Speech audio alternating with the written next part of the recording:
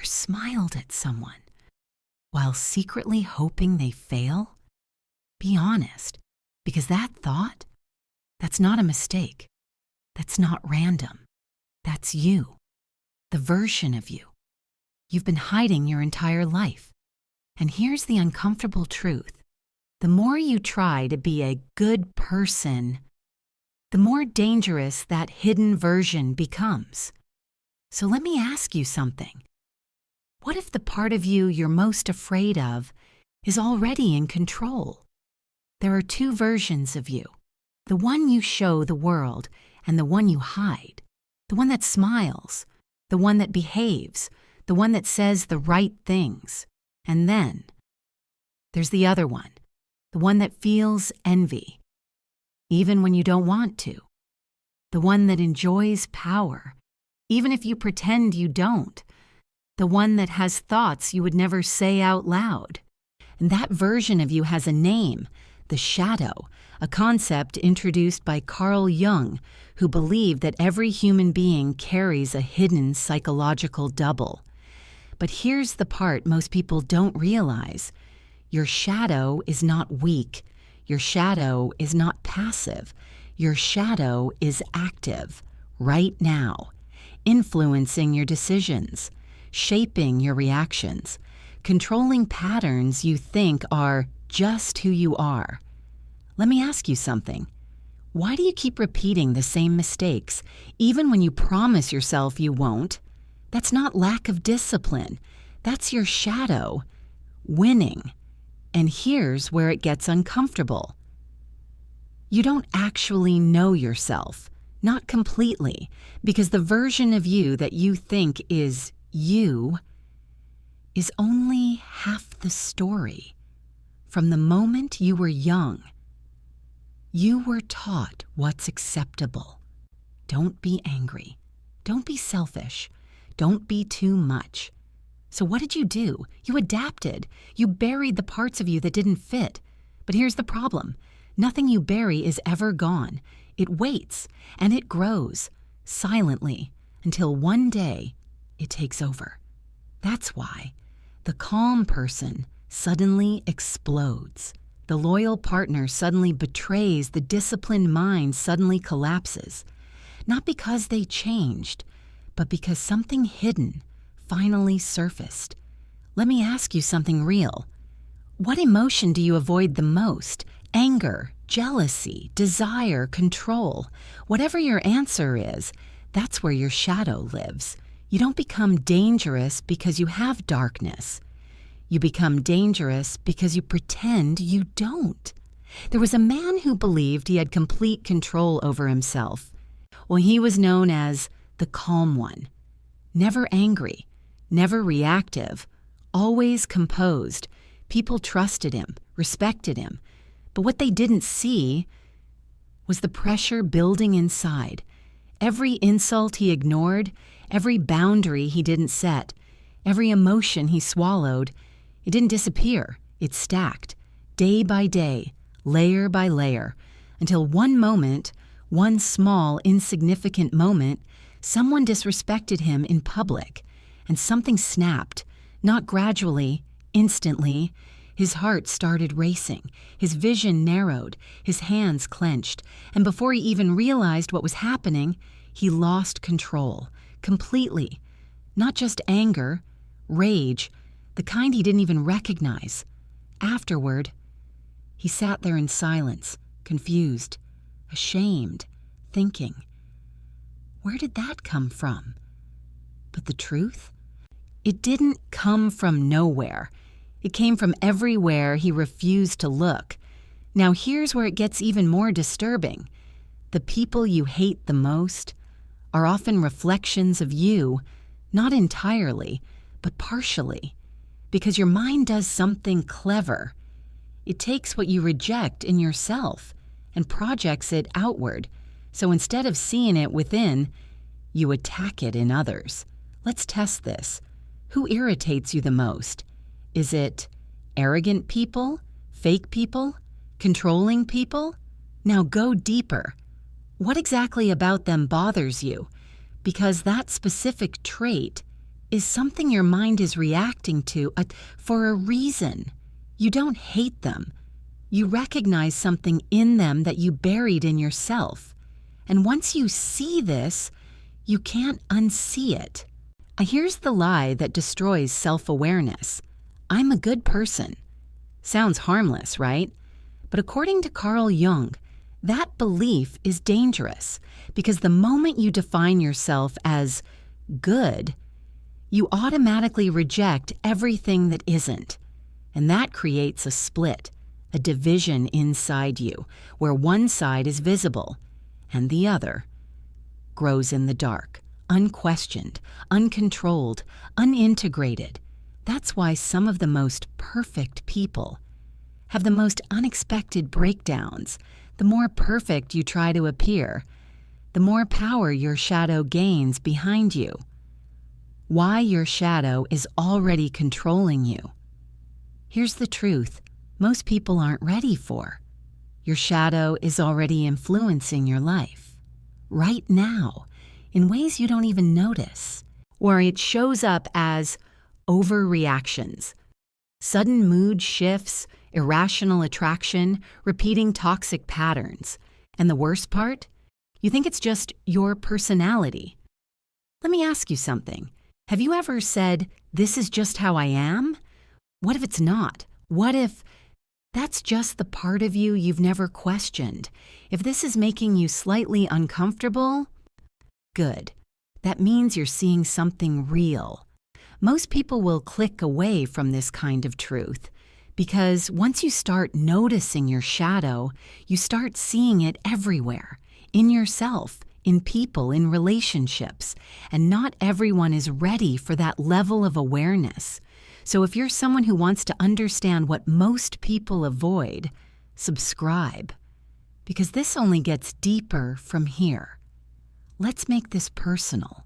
Your shadow shows up strongest when you're close to someone, because closeness removes control.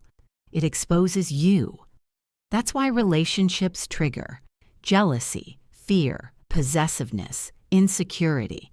And here's the part most people ignore. You don't just attract people randomly. You attract people who reflect parts of your shadow.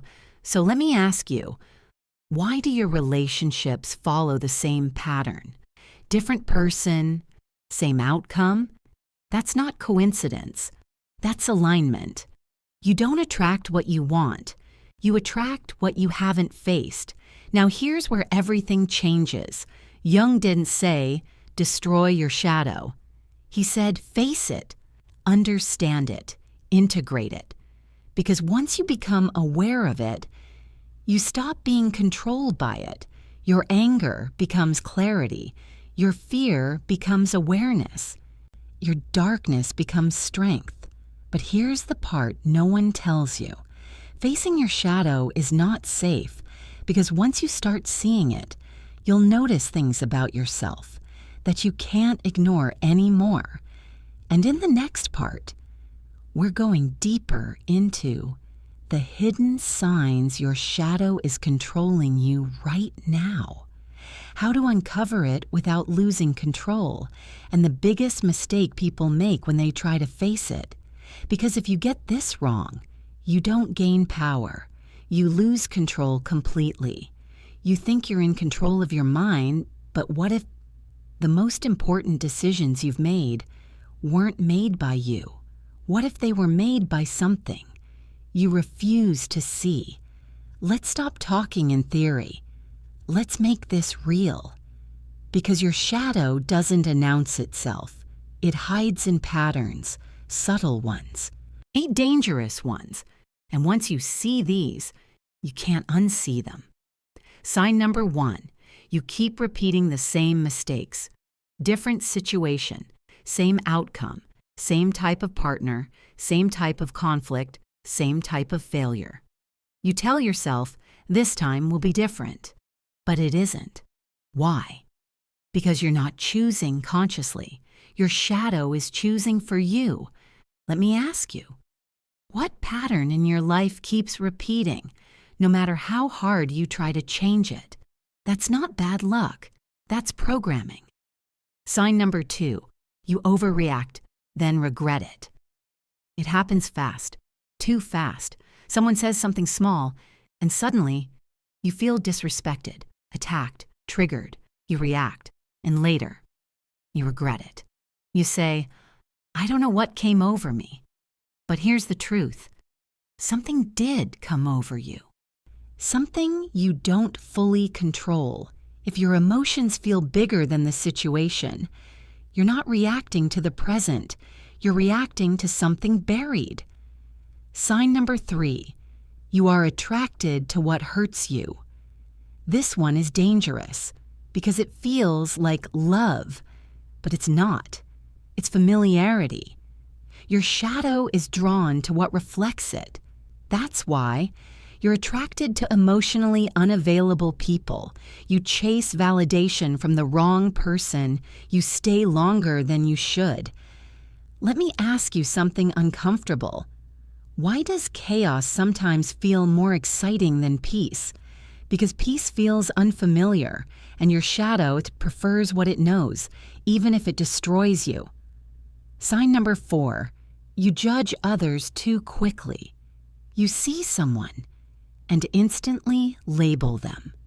Fake, arrogant, annoying. But here's what's really happening. You're not seeing them clearly. You're seeing them through your shadow. The stronger your judgment, the deeper the reflection. Now you might be thinking, okay, I see it, so I'll just face it. Not so fast, because this is where it gets dangerous. Your mind is designed to protect your identity, and your shadow threatens it. Facing your shadow means admitting you're not as good as you think. You're not as in control as you believe. You're capable of things you don't want to accept. And that creates resistance, strong resistance. Imagine sitting alone, in complete silence. No distractions, no phone, no noise, just your thoughts. At first, it's calm. Then slowly, thoughts start appearing, uncomfortable ones, memories, regrets, impulses, and suddenly you feel the urge to escape, to check your phone, to distract yourself, to avoid what's coming up. That's not boredom, that's avoidance. Silence doesn't scare you. What shows up in silence does. Now here's what most videos won't tell you. Shadow work is not journaling affirmations. It's confrontation, real confrontation. Step 1, track your triggers. Your shadow reveals itself in real time. So instead of ignoring your reactions, study them. Next time you feel anger, jealousy, insecurity, irritation, pause and ask, why did this affect me so strongly? Not the surface answer, the real one. Step 2, stop defending yourself. This is where most people fail, because the moment something uncomfortable comes up, you justify it.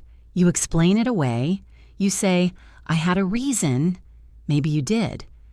But that's not the point. The point is awareness, not justification. You can't see your shadow if you're busy defending it. Own what you see without judgment. This is the hardest part, because once you see your shadow, you won't like everything you find. But Jung's idea wasn't judge yourself. It was understand yourself, because judgment pushes it back into hiding, but awareness brings it into your control. Now here's the part most people miss. Your shadow isn't just your weakness, it's also your power. Everything you've suppressed has energy, raw energy, and when you integrate it, you don't become darker. You become more complete. Your anger becomes boundaries. Your selfishness becomes self-respect. Your desire becomes direction. The goal isn't to become good, it's to become whole. But there's one final truth. And this is where most people turn back. Because once you start seeing your shadow, you realize something disturbing. You were never fully in control. Not of your reactions, not of your patterns, not even of some of your choices. And in part 3, we're going even deeper into the shadow and power, manipulation, and influence. How people use your shadow against you and how to take full control of your mind. Because if you don't understand your shadow, someone else will, and they will use it.